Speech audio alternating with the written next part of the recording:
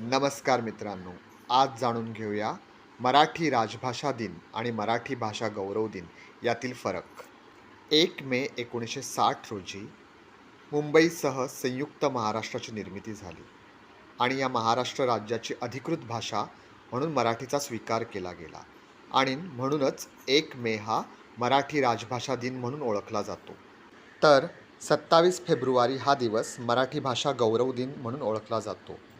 हा दिवस म्हणजेच ज्ञानपीठ पुरस्कार विजेते कवी कुसुमाग्रज अर्थात विष्णू वामन शिरवाडकर यांचा जन्मदिवस. कवी कुसुमाग्रज यांनी मराठी साहित्यात अभूतपूर्व योगदान दिले आहे. तसेच मराठी भाषा ही ज्ञानभाषा होण्यासाठी अथक प्रयत्न देखील केले आहेत. म्हणूनच त्यांच्या सन्मानार्थ महाराष्ट्र शासनाने 27 फेब्रुवारी हा दिवस मराठी भाषा गौरव दिन म्हणून जाहीर केला आहे. जय हिंद, जय महाराष्ट्र आणि जय मराठी.